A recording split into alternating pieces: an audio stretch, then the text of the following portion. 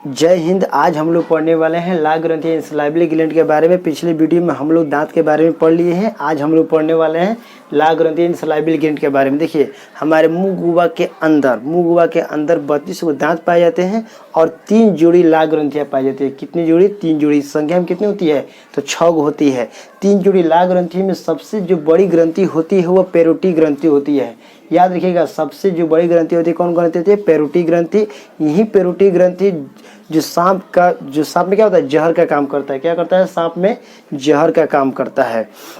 उसके बाद हमारा होता है सबमेंडिबल और सबलिंगुअल। ये उतना इंपॉर्टेंट नहीं है जितना सबसे ज़्यादा इंपॉर्टेंट कौन है? हमारा पैरोटी ग्रंथि, जो लार ग्रंथि के सबसे क्या होती है? बड़ी ग्रंथि होती है। लार ग्रंथि 3 जोड़ी होती है, संख्या में 6 होती है। इनमें सबसे जो बड़ी ग्रंथि होती है वो पैरोटी ग्रंथि है। पैरोटी ग्रंथि, यही पैरोटी ग्रंथि सांप के अंदर क्या होता है? जहर का काम करता है। कभी कभी क्या होता है कि पैरोटी ग्रंथि के अंदर सूजन हो जाता है। क्या होता है? सूजन हो जाता है, जिसके कारण एक रोग हो जाता है जिसको मम्स नामक यानी गोलसुआ कहते हैं।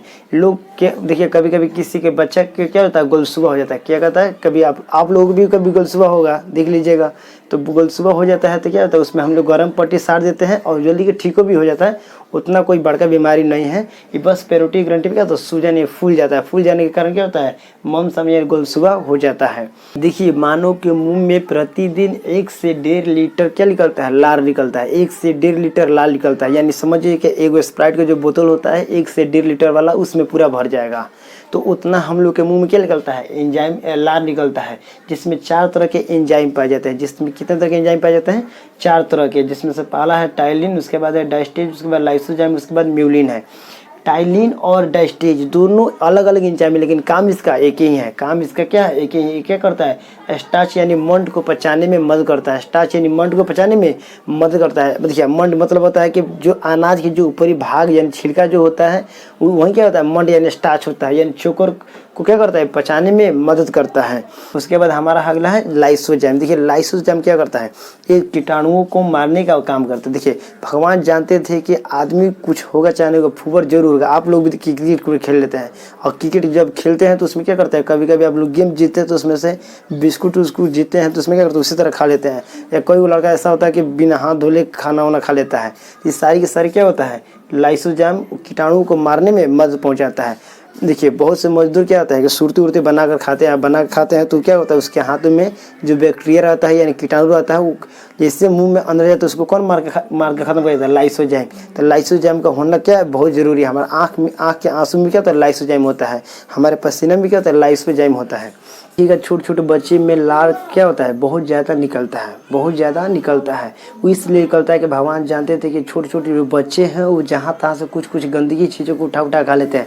कोई छोटे बच्चा संग गए थे, गिर जाएगा चॉकलेट तो फटाक मुंह में डाल लेता है, कहते फिर उसके बाद वो खाने लगता है। तो उन लोगों में लार के भगवान के किए बहुत ज़्यादा बना लगे, ताकि उन लोगों का लाइसोजाइम ज़्यादा रहे तो आराम से उसको कीटाणु का मार सके और बच्चा को कोई दिक्कत ना हो।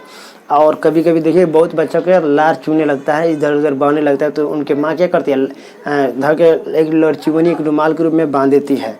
कोई को लड़का तो इतना खतरनाक होता है कि वो पूरा तकिया को भे कर रखता है, पूरा क्या करता है? गीला गीला कर देता है, पूरा इधर से इधर चुबा कर रखता है। क्या उसका कोई चीज़ नहीं रहता है।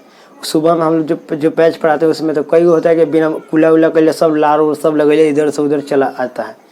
तो लाइसोजाइम क्या होता है? कीटाणु के मारने में मदद करता है। उसके बाद भोजन में क्या होता है? म्यूलिन क्या करता है? भोजन को चिपचिपा समझता है? लसा चिपचिपा बना देता है।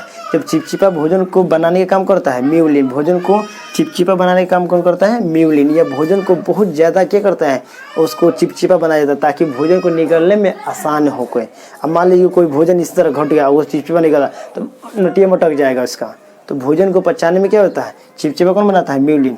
देखिए, जो भोजन चिपचिपा हो जाता है वो उसी क्या होता है? बोलस कहते हैं। उसको क्या बोलते हैं? बोलस। देखिए, आप कभी रोटी खाइएगा, रोटी को भी चबा खाइए और उसके बाद मुंह उगल दिए। देखिए, वही जो उगलते हैं क्या होता है? बोलस। फिर उसको खा लीजिएगा। अच्छा खाना तो खा लीजिएगा, तो खराब हो तो बिक दीजिएगा। कहीं अच्छा रसगुल्ला रहता है तो खा लीजिएगा। अब हम लोग देखते हैं जीभ के यानी टंग के बारे में। देखिए जीभ क्या होता है, एक मोटी और मांसल संरचना होती है जो हमारे मुंह गुहा के अंदर पाई जाती है। जो कहाँ पाई जाती है? मुंह गुहा के अंदर। इसका काम क्या होता है? तो इस स्वाद का पता लगाना, भोजन को निगलने में और शब्द को उच्चारण में मदद करना। इसका पाचन में ज़्यादा कोई काम धाम नहीं है, बस ये क्या करता है, भोजन को निगलने में, स्वाद के पता लगाने में और शब्द को उच्चारण में ही मदद करता है।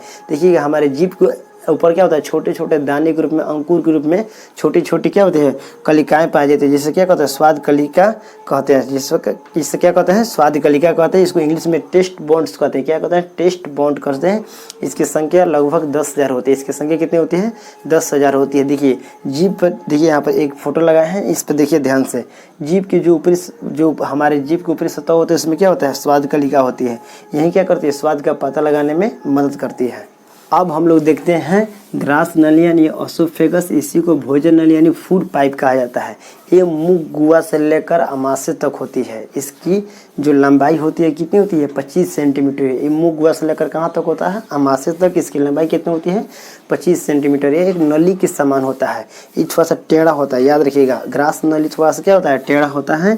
ये एक सीधा पाइप की तरह नहीं होता है। ना तो हम लोग भोजन खाते हैं तो क्या होगा, अगर सीधा रहेगा तो ढप ढप कहाँ गिरने लगेगा, अमाशय में गिरने लगता है, चोट लगने लगेगा।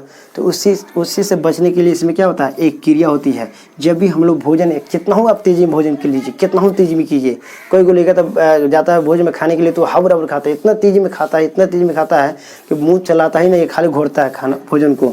तो उसमें क्या होता है, भोजन जब आ गया इसमें तेजी से, देखिए इसमें क्या होती है, सिकुड़ने और फैलने की क्रिया स्टार्ट हो जाती है। सिकुड़ने और फैलने की यानी भोजन आराम आराम से खिसक खिसक कर कहाँ आता है, नीचे अमाशय में गिरने लगता है। यानी इसमें सिकुड़ने और फैलने की जो क्रिया होती है इसी को क्रामाकुचन कहा जाता है। उसको क्या कहते हैं, क्रामाकुचन।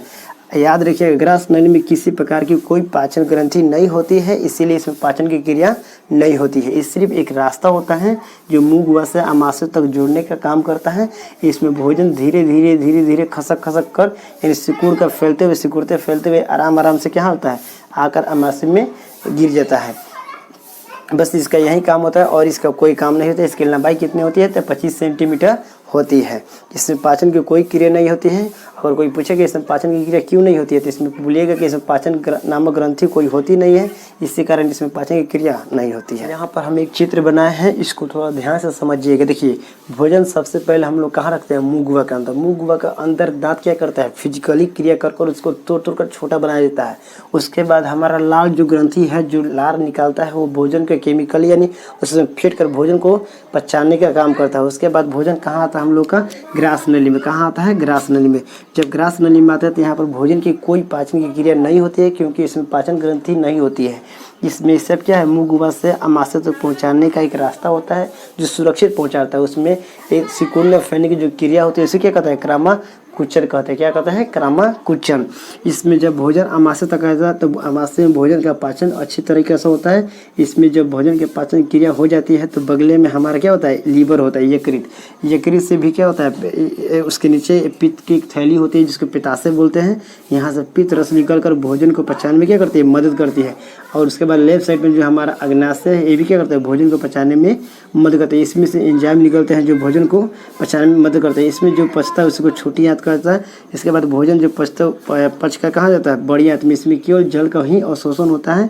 और उसके बाद भोजन जब पूरी तरह से पच उसकी लैट्रिन में हो जाता है तो मलाशय में आकर जमा हो जाता है और एनएस के रास्ते क्या होता है, धीरे धीरे वह अपने समय पर बाहर निकलने लगता है। छोटी और बड़ी आंत के बगल में यहाँ पर एक अपेंडिक्स होता है, इसका कोई काम नहीं होता है। अब हम लोग अगले वीडियो में पढ़ेंगे अमाशय के बारे में।